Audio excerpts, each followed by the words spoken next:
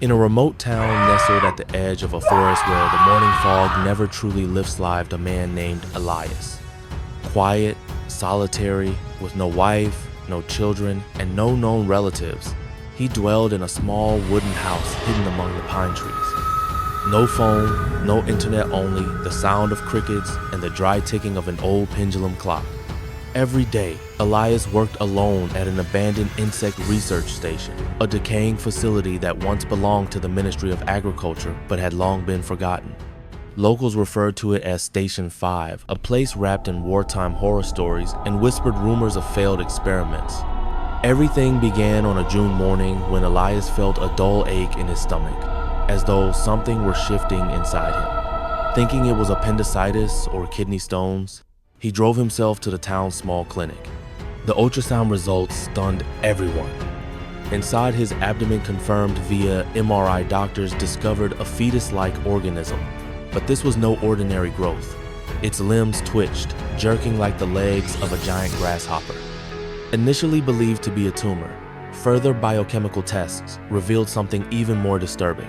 The mass was alive. It had a heartbeat. It showed signs of neural activity. It was sentient. News spread quickly. Elias became a phenomenon. Where he once exchanged polite nods with neighbors, he was now met with fearful stares and hushed whispers. They called him the heretic father. The media tried to swarm the town, but were quickly blocked by local authorities.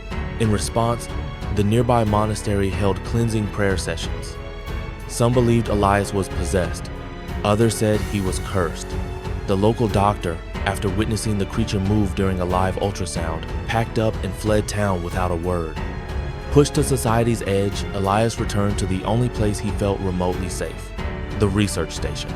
There, he began combing through decades-old files in the dust-ridden lab. Behind a locked drawer, he discovered yellowed, handwritten notes. They detailed a banned military-sponsored program from 1984. Genetic hybridization between insect DNA and human cells. Codename: Reg 1979. One name appeared again and again: Dr. A. Noetha, lead scientist on the project, who had mysteriously vanished decades ago. Around this time, Elias began experiencing strange dreams. In one, he wandered through the station's dark hallway under flickering fluorescent lights. A woman stood in the center of the lab. Her eyes were entirely black, her voice echoing in a strange layered tone. It's not a creature, it's a message from before humans knew how to speak. He awoke in a cold sweat to find symbols etched into his skin, carved from within like living tattoos. They pulsed faintly, changing shape from day to day, as if alive. Days later, Elias received an anonymous email. Attached was grainy surveillance footage from the old lab. The video was shaky, the quality poor but clear enough. It showed a large glass chamber filled with hive-like cocoons. Inside, embryos squirmed, not fully human, not fully insect. A caption flashed, "Only specimen 21 Elias showed viable response." The movements inside Elias became unbearable. On the 21st night, he collapsed. Alone in the lab, writhing in agony, something inside him clawed its way free. Not through any natural passage, but through his back. Flesh tore, and yet there was no blood. Elias lost consciousness. When he awoke, the creature was gone. On the lab wall, drawn in dried blood, was a spiral symbol identical to the ones in his dreams. At that same hour, the monastery reported a bizarre occurrence. A woman in a black cloak entered the chapel, placed a fetus-like object near the altar, and vanished. Hospital cameras caught a final glimpse of her. As she turned, her back revealed translucent, fluttering wings. Her face was the same as the woman from Elias's dreams. The next morning, Elias disappeared. His home was found ransacked, drawers overturned, every paper missing. But on his desk remained a single note, scribbled in shaky, uneven handwriting. "I did not create it. I was chosen to birth it." Weeks later, men in black vehicles arrived. They refused to answer questions.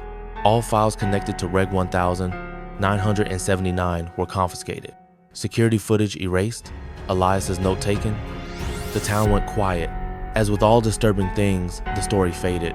But during the season, when cicadas cried through the forest, some claimed to hear knocking at their doors late at night. And standing outside was a grasshopper, upright on two legs. A voice faint, like the rustling of dry wings, whispered, "Truth does not always lie in the light. It hides in what we fear to face. Not because it doesn't exist, but because it's lived inside us, all along." The screen fades to black. A final message appears in white. Read Gene. Alpha was only the beginning.